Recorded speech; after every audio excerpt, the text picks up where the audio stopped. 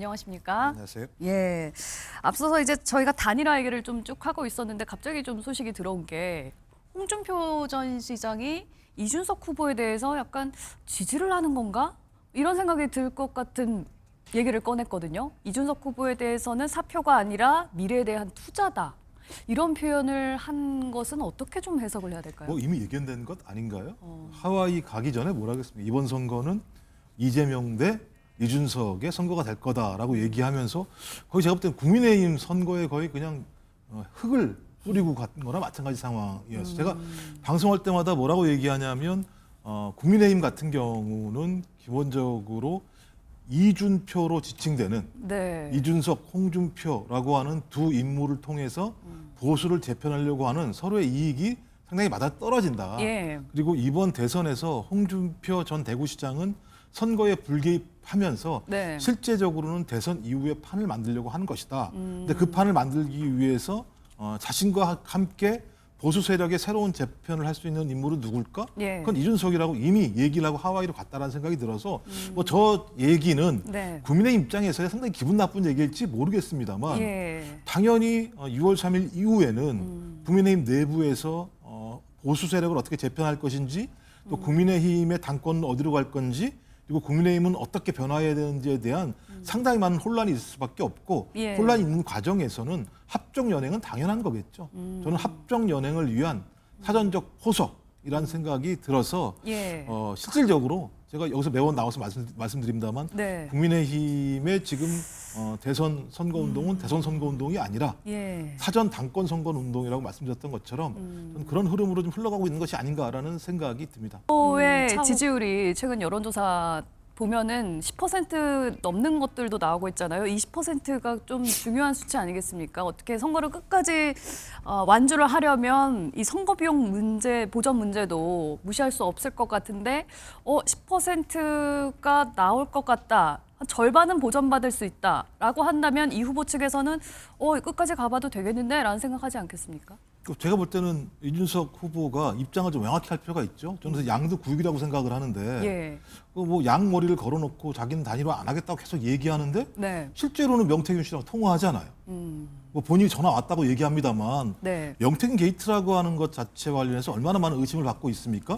그럼 전화도 받지 말아야 되잖아요. 아니 단일화를 요구하고 있는 국민의힘 중진 의원들에 대해서는 아예 전화를 안 받도록 했다고 얘기하면서 예. 명태균 씨 전화는 받아요.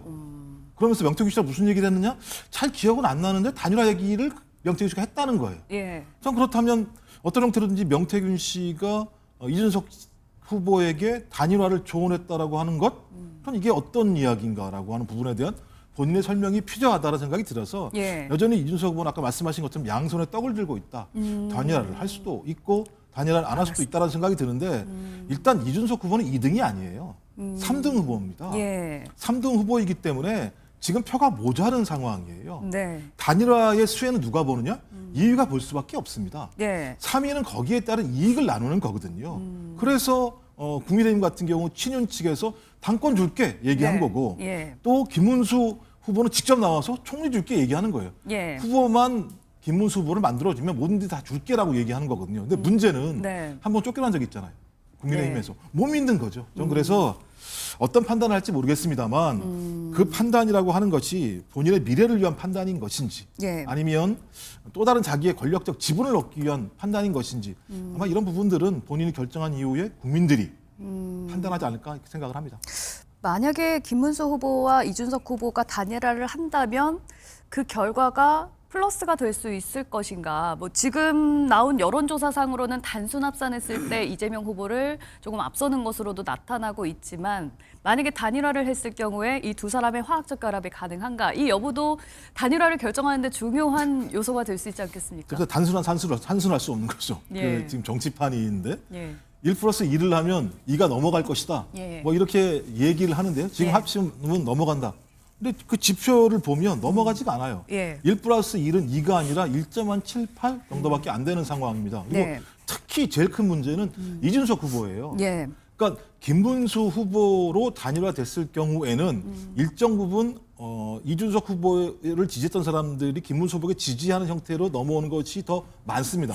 대신 이준석 후보로 단일화됐을 경우에는 국민의힘의 지지층 같은 경우가 잘 넘어오질 않는 상황이에요. 예. 일단 결론적으로 단일화를 했을 때 효과가 더 많은 쪽으로 가야 되는 상황 아니겠습니까?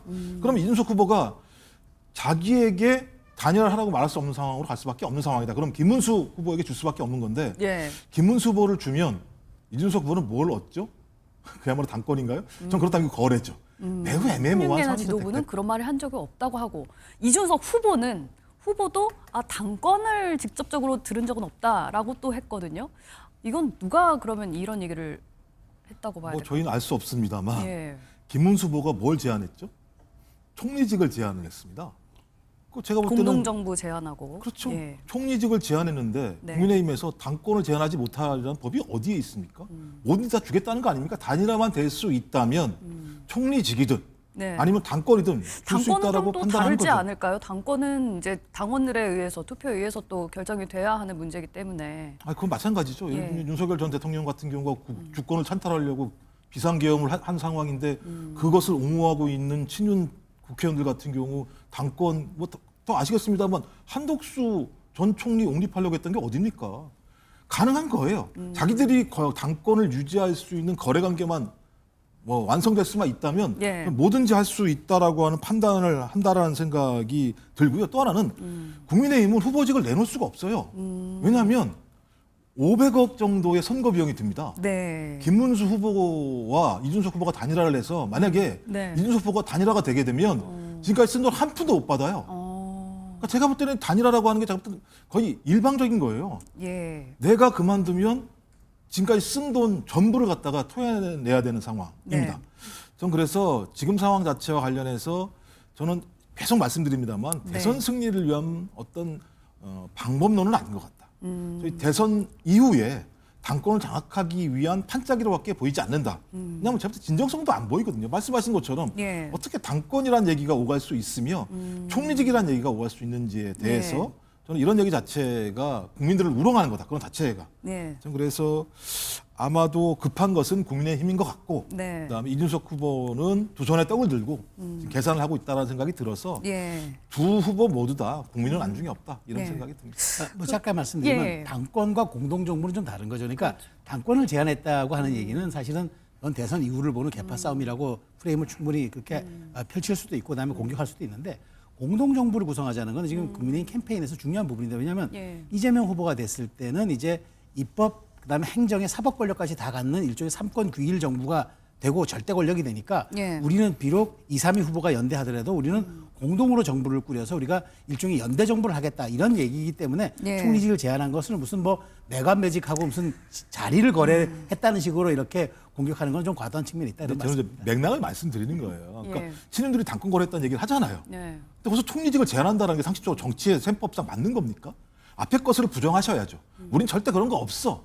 이런 건 전혀 앞으로도 있을 수도 없어. 그리고 우리는 말씀하신 공동정부를 하겠어라고 말씀하셔야 되는데 앞에 거에 대해서는 아무런 말씀을 안 하시다가 거기에 얹어가지고 총리직을 제안하시니까 급하구나. 그러니까 제가 볼 때 계속 정치적 공학적 접근을 하시는구나라고 하는 해석을 할 수밖에 없게 만들었다라는 말씀을 드리는 당권 거예요. 거래는 아직 확인이 되지 않은 사안이기 때문에 예. 그걸 가지고 마치 그것이 이제 사실인 것처럼 전제하고 또 공동정부 얘기까지 나갔다고 얘기하시는 건 조금 과하게 맥락을 해석하셨다고 아니 보는 두 군데는 다 두 군데 중에 하나는 사실이겠죠. 그러니까 예를 들면 이준석 쪽이 거짓말을 하거나 예. 아니면 국민의힘 쪽이 거짓말을 하거나 예. 둘 중에 하나 거죠. 아니겠습니까? 그건 뭐 사실관계 따져봐요. 그렇죠. 아직까지는 이제 단일화- 밝혀지지 그러니까 않았으니까. 단일화를 위해서 제가 볼 때는 정치공학적 지금 예를 들면 계산을 하고 있는 건 사실인 거잖아요. 예. 국민한테 물어본 적이 없어요. 네네. 전 그런 행동 자체가 제가 볼 때 되게 예를 들면 국민을 무시하는 또 선거운동 정해지지 방식이다. 않고. 또 막상 다니다 보면은 김문수 후보보다는 오히려 한동훈 전 대표에 대한 구호가 더 많이 들리고 있는 상황인 것 같습니다. 어떻게 보고 계십니까? 그러니까요. 제가 계속 이번 대선이 당권 경쟁이라는 말씀을 드리고 싶지는 않은데 예. 행태를 보십시오. 경선에서 패배한 홍준표 전 대구시장은 탈당하고 하와이로 날아가 버립니다. 네. 아니, 하와이로 탈당하고 날아갔으면 왜 특사를 보냅니까? 특사 보내지 말아야죠. 절연을 해야 되는 게 맞죠. 근데 또 특사까지 보내는 상황이죠. 예. 그다음에 또 경선에서 탈락했던 한동훈 전 대표 같은 경우는 많은 사람들이 열심히 선거운동하고 있는데 본인은 먹방하고 있고 키타방하고 있고 그래서 엄청난 비판이 있으니까 그제야 와서 선거운동을 전개했는데 이름은 없고 네. 내부에서 선거운동을 하면서 누굴 공격하느냐? 또 친윤계를 공격을 하는 일이 벌어져요. 이런 행태들을 보면서 이게 뭐 하는 거지? 네. 그러니까 진짜 선거운동을 지금 하고 있는 건가? 김문수 후보를 위해서 많은 분들이 협동하고 단결해서 지지층들을 결집하려고 하는 건가? 전혀 그렇게 보이지 않는 거예요. 예. 그러니까 많은 분들이 저 당은 대선 승리에 대한 관심보다는 그 이후에 어떤 것에 더 관심이 많은 거 아닌가라고 계속 질문을 하는 건데 네. 또 답은 안 주세요. 그러시면서 단일화를 하겠다고 말씀을 하세요. 예. 단일화라고 하는 것도 마찬가지입니다만요. 집안이 잘 정리가 돼야 단일화도 잘 할 수 있는 거예요. 집안 정리도 안 되는데 어떻게 단일화를 할 수 있다고 말씀하신지 모르겠다는 생각이 들어서 네. 저는 말씀하신 것처럼 지금 상황 자체들이 정리가 안 되는 상황이다. 그리고 한동훈 후보도 저는 이해가 안 되는 게 가서 김문수 후보를 돕기보다는 자기의 정치적인 어떤 요구 사항들을 계속 주장한단 말이에요. 그리고 또 어떤 요구사항이요? 친윤계 나가라 이런 친윤계가 나가면 그 자리를 누가 들어가겠습니까? 친한계가 들어갈 수밖에 없는 상황이죠. 그다음에 유세하고 있는데 유세 현장에 와서 김문수를 연호하는 게 아니라 한동훈을 연호하는 모습들을 보면서 거기에 계신 다른 국민들은 예. 그 모습을 어떻게 보겠는가라는 생각이 들기 때문에 저는 빠른 시일 내에 김문수 후보가 정리해야 됩니다. 진짜 예. 이런 상황을 그대로 방치한다면 국민들이 볼 때 대선 후보를 하고 대선 선거 운동을 하고 있는 것인가에 대한 의심이 들 수밖에 없기 때문에 예. 지지층이 결집하게 되기 원하지 어려운 않는다 상황이 이렇게 됐습니다. 나오고 있거든요. 뭐 제가 볼 땐 기억신다 이렇게 얘기합니다만 본인은 훨씬 더 예를 들면 문제가 많은 비판들을 하고 비호감도를 쌓은 선거 아니었습니까? 그러니까 제가 볼 때는 중도층의 투표 참여를 갖다가 더 적게 하려고 하는 어떤 선거 전략상의 그 비아냥 또는 비판 그다음에 진흙탕 만들기라는 생각이 듭니다. 하지만 거짓과 진실은 명확히 밝힐 필요가 있는 거죠. 뭐 예를 들면 다 아시겠습니다만 김문수 후보 같은 경우 뭐 정광훈 목사 때문에 자기가 눈물 흘린 적이 없다? 영상에 다 나와 있잖아요. 그런 거짓말까지 하는 후보가 되면 되겠습니까? 저 그런 의미에서 예. 여러분 투표 많이 해주십시오. 그것만이 예를 들면 공명선거를 만들어낼 수 있는 중요한 방법입니다. 예, 말씀 감사합니다.